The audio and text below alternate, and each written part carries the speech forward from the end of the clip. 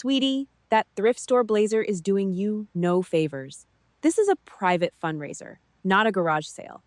Rachel Whitfield's manicured nails dug into my elbow, steering me toward the exit like I was a stray dog that had wandered into her country club. Her husband, my brother-in-law Derek Whitfield, didn't even bother looking up from his phone. What does a supply clerk know about ballistics anyway?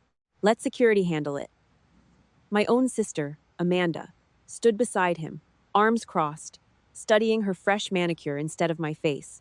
Standing there in the humid Georgia heat outside the Fort Benning Officers Club, I curled my fingers around the small brass challenge coin buried in my jacket pocket. I squeezed until the edges bit into my palm. They had no idea what I'd buried 6 years ago. No idea that the woman they were about to have thrown out onto the gravel was the reason half the men in that building were still breathing. Just as Derek snapped his fingers at the 2 off-duty contractors he'd hired for event security, the ground shuddered. A convoy vehicle 200 yards out erupted in a violent orange fireball, flipping onto its side in a shriek of tearing metal. A voice cracked over the base emergency channel, raw with panic. IED strike. We have men trapped, requesting immediate EOD support.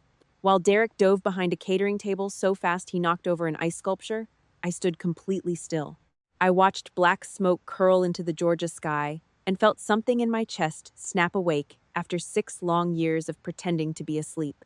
I turned, walked straight past the stunned valet stand, and didn't look back. 6 months earlier, none of them had known where I actually spent my days. To my family, I was Emily Carter, 28 years old, perpetually broke, driving a Honda with 190,000 miles on it, working what Derek loved to call some clerical thing on base. I let them believe it. It was easier than explaining the things I'd seen, easier than watching Amanda's face go pale if she ever found out what I really did between deployments. I grew up the quiet one, the shadow standing behind my sister at every family photo. Amanda got the volleyball scholarship, the sorority formal, the wedding photographed for a regional magazine. I got told to smile more and take up less space. When I enlisted at 19, my mother cried, not from pride, but from embarrassment, worried what the neighbors would think about her daughter joining the Army instead of nursing school like Amanda. I never corrected anyone's assumptions after that. It was simpler to let them think I filed paperwork in a supply closet somewhere on post. The truth was locked inside a manila folder with a red diagonal stripe across it, the kind of folder that doesn't exist in any filing cabinet a civilian could access. I was a staff sergeant, explosive ordnance disposal, attached to a joint task force that didn't officially have a name outside 3 rooms in the Pentagon. I had diffused roadside devices in places I'm still not allowed to say out loud. I had walked toward things built specifically to kill anyone who walked toward them 40, 50 times, more than I bothered counting anymore. My hands, the ones Rachel liked to call clerk hands because of the calluses she assumed came from typing, had disarmed enough explosives to level a city block. 6 years ago, on my 11th deployment, a device I was working detonated 18 inches from my chest. It should have killed me. Instead, it took most of the hearing in my left ear, laid a lattice of scar tissue across my ribs, and put me in a military hospital bed for 4 months while my unit told my family I'd had an accident with equipment. Nobody in my family ever asked what kind of equipment. Nobody visited. Derek sent a fruit basket to the wrong hospital. After I recovered, the Army offered me a desk.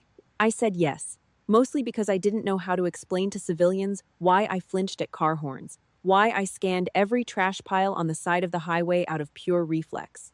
I moved to a base near my family, told them I did logistics, and led Amanda's wedding to Derek Whitfield, a defense contractor 12 years older than her, with a chest full of opinions and an office full of framed magazine covers about himself, swallow up the family narrative entirely. Derek loved being the smartest man in every room. He ran a private security contracting firm that supplied consulting services to the Pentagon, a business built almost entirely on connections and the kind of unearned confidence that comes from never having actually served. He talked about downrange logistics and operational tempo at Thanksgiving dinner like he'd read the words off a cereal box. I let him talk. Correcting him would have meant explaining who I really was, and I had promised the version of me lying in that hospital bed with tubes in her arms, that I would never again let my worth depend on somebody else finally deciding to be impressed. That night at the Fort Benning fundraiser was Derek's idea, a black tie event to raise money for a veterans charity his firm sponsored, mostly so he could get his photo taken, shaking hands with a two-star general. Amanda insisted I come, for family unity, though I suspected it was really so she could avoid explaining my empty seat to her country club friends. I wore the only formal jacket I owned, a navy blazer I'd bought secondhand for my grandmother's funeral. Rachel Whitfield, Derek's mother, took one look at me getting out of my Honda and physically recoiled like I'd tracked something onto her shoe. Derek told me his sister-in-law worked in an office, she said to Amanda, not bothering to lower her voice. I didn't realize the office was a laundromat. Amanda laughed. She actually laughed. Inside, under white tents strung with fairy lights, Derek held court near the bar, describing a supposed close call his firm had once had in theater, a story I happened to know was lifted almost word for word from an actual incident report I'd read years earlier, an incident he had absolutely no part in. A cluster of junior officers nodded politely, too polite to call out a man writing checks to their commanding general. I stood near the edge of the tent, holding a glass of water I hadn't touched, watching my family perform wealth for an audience of people who actually understood what sacrifice looked like and were too well-mannered to say so. That was when Derek noticed me standing alone and decided I was an embarrassment worth addressing publicly.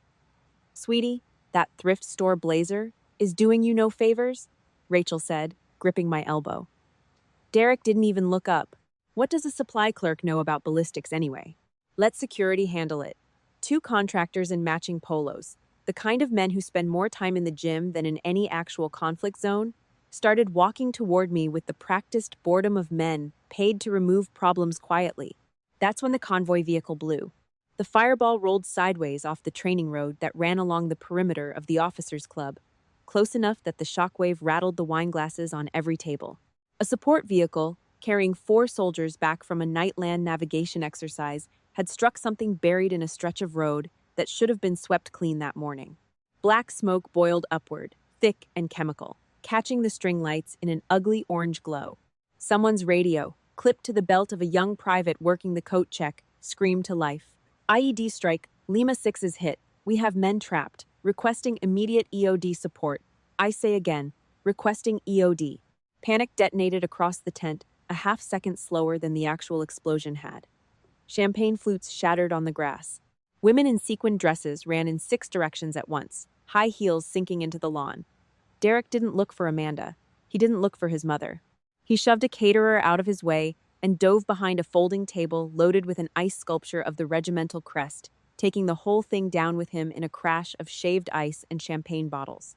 Rachel screamed and clutched her pearls so hard, the string snapped, scattering across the grass under running feet. Amanda grabbed the arm of a groomsman she barely knew and used him as a human shield toward the parking lot. I didn't move. 6 years of pretending had built a wall of quiet inside me, and that wall came down in less than a second.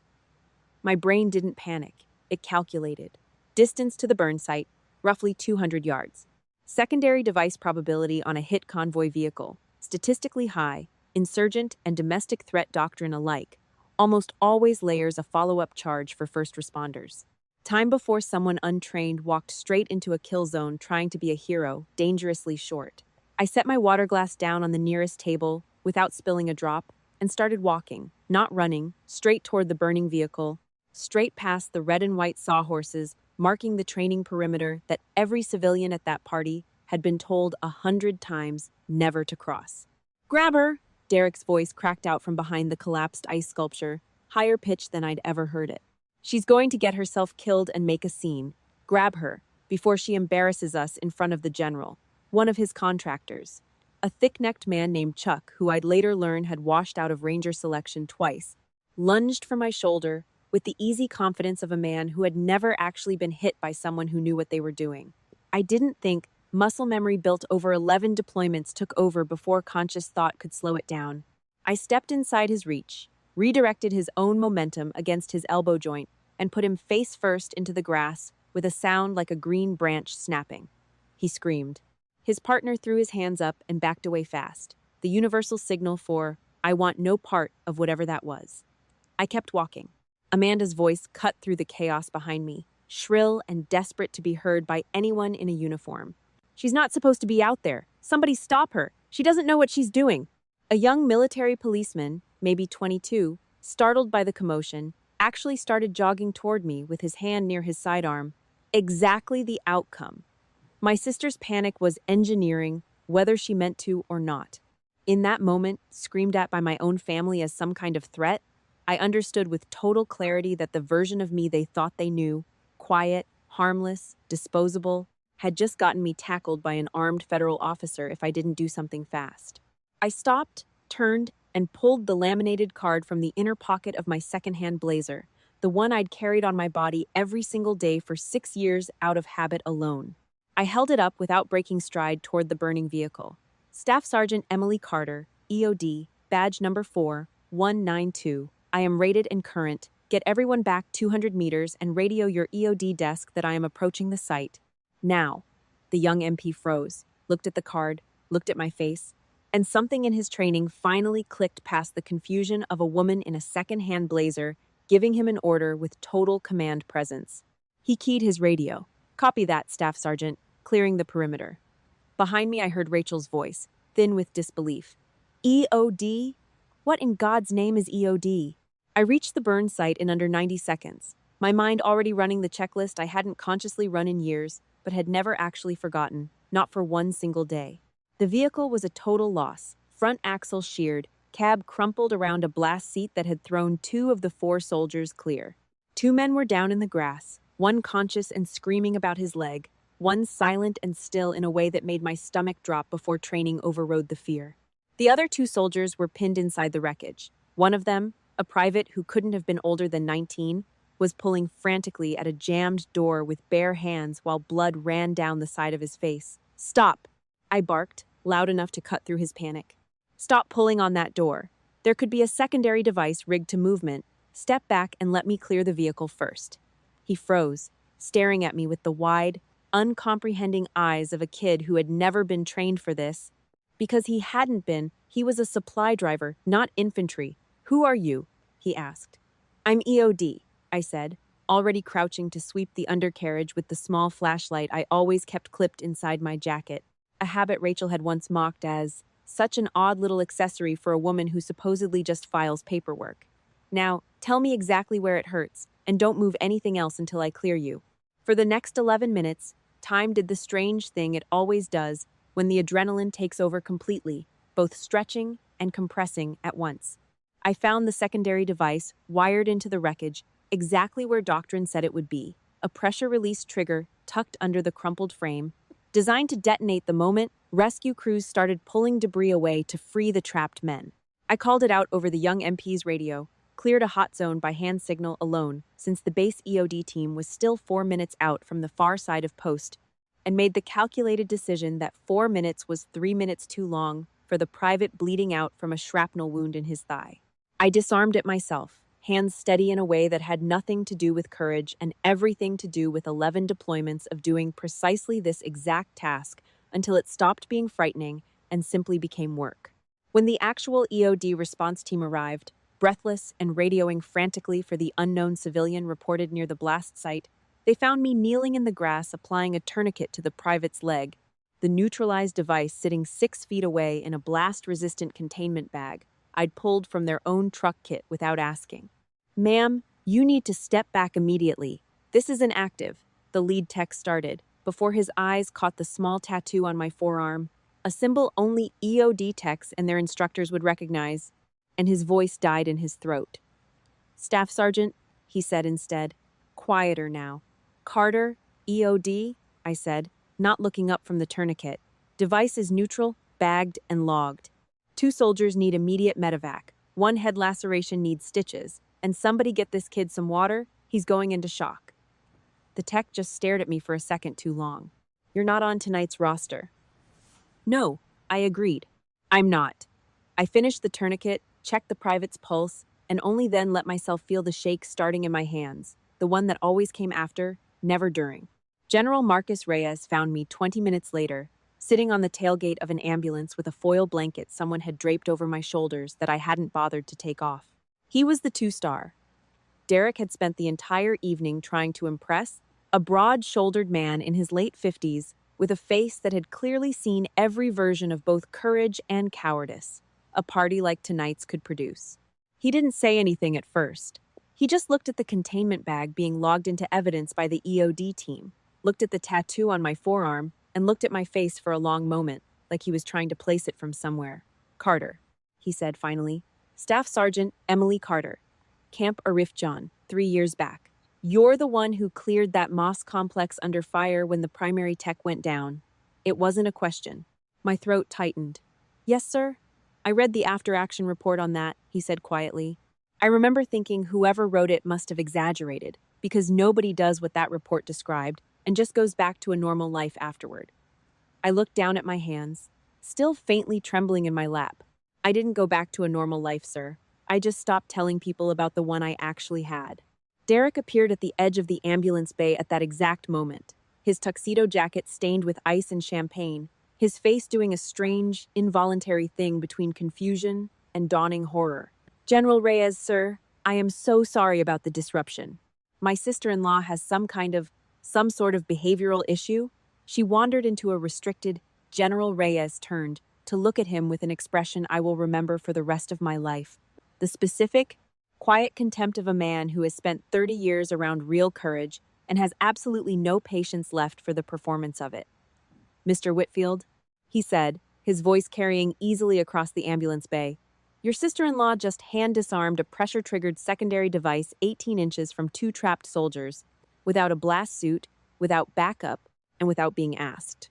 I've read her file.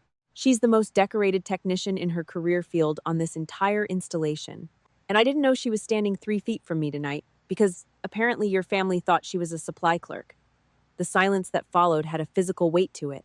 Amanda, standing behind Derek, clutching her ruined pearls, went completely white. Emily, she said, my name coming out small and strange in her mouth. What is he talking about?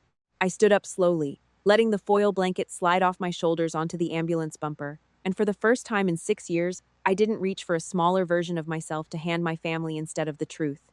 I've spent 11 deployments doing exactly what you just watched me do tonight, I said, looking at my sister, then at Derek, then at Rachel standing frozen near the wreckage of her own party. I have a bronze star with a V device sitting in a box in my closet that none of you have ever asked to see, because none of you have ever asked me a single real question about my life in 6 years.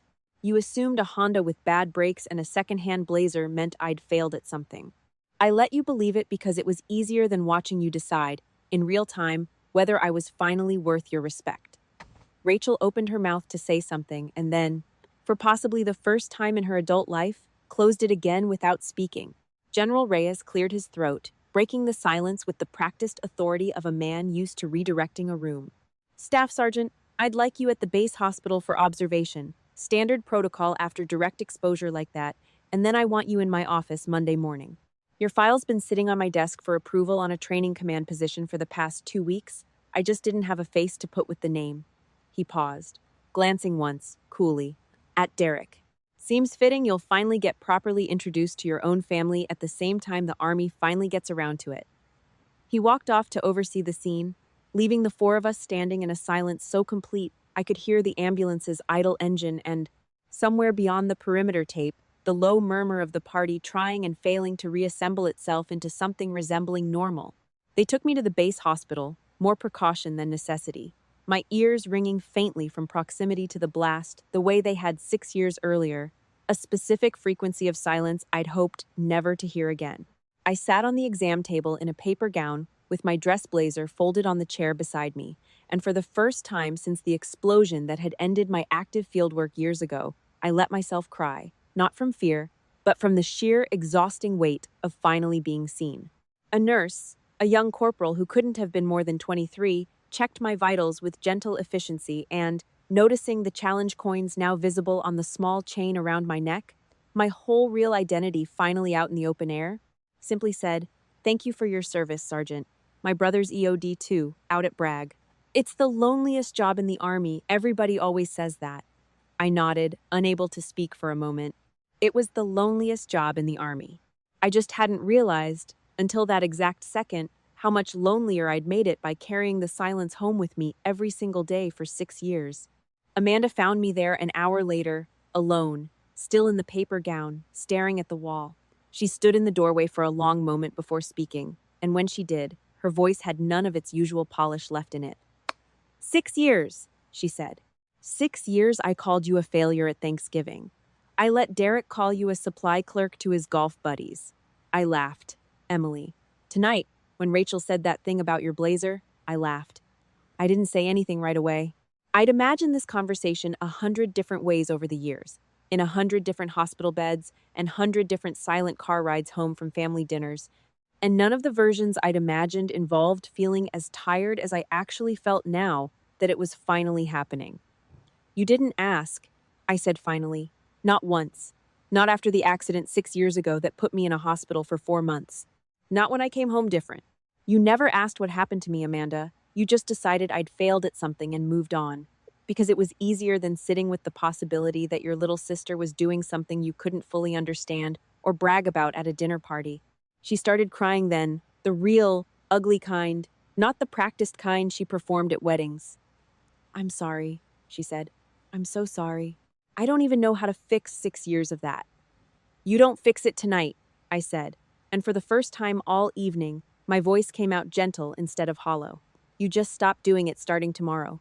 That's the only version of sorry that's ever meant anything to me. Derek never came to the hospital. I heard later, through Amanda, that he'd spent the rest of the night trying to explain to General Reyes's aide why his own security firm's contractor had assaulted a federal law enforcement officer, a claim so absurd once witnesses confirmed Chuck had lunged at a uniformed service member first, that it quietly evaporated by Monday morning, along with, I'm told, 2 of Derek's active consulting contracts with the very installation whose commanding general had watched the entire humiliating scene unfold in person. I didn't feel triumphant about that. Mostly I just felt tired. The specific tired that comes after finally setting down something heavy you'd forgotten you were even still carrying. Monday morning, I walked into General Reyes's office in my actual dress uniform for the first time in front of my own family, though none of them were there to see it, just me, alone, the way I'd walked into most rooms for the past 6 years. He offered me the training command position on the spot, overseeing EOD instruction for incoming techs across 3 installations, a job that would keep me stateside, keep me alive to see 30, and let me finally stop pretending my hands had ever done anything as small as filing paperwork. I said yes before he'd even finished the sentence. That evening, driving home in the same Honda, with the same 190,000 miles that Rachel had once looked at like it was something scraped off her shoe, I thought about the 11-year-old who'd stood in Amanda's shadow at every family photo, the 19-year-old whose mother cried from embarrassment instead of pride, the woman in the hospital bed who promised herself she'd stop needing anyone else's permission to know her own worth. I thought about the private I'd pulled a tourniquet tight around, alive tonight, because I'd stopped being invisible at exactly the right second. I thought about all the years I'd spent making myself smaller so my family wouldn't have to reckon with a version of me they didn't know how to categorize at a dinner party. If you've ever been the quiet one in your own family, the one everyone assumed had settled for less because you never bothered correcting them, I need you to hear this from someone who spent 6 years doing exactly that. Your worth was never up for a vote at somebody else's dinner table. It was never measured by the car you drive or the jacket you can afford, or whether your family bothered to ask a single real question about the life you actually live. Some of us carry things we can't talk about at Thanksgiving, and that silence is not the same thing as having nothing to say. If you are the one who shows up quietly, who does the hard, invisible work, while somebody louder takes the credit at every family gathering, I want you to know, I see you, because I used to be exactly where you are. You are not required to explain yourself to people who never once asked. And when the moment comes, and it always eventually comes, you will not need anyone's permission to finally stand up straight and let them see exactly who you've been the entire time.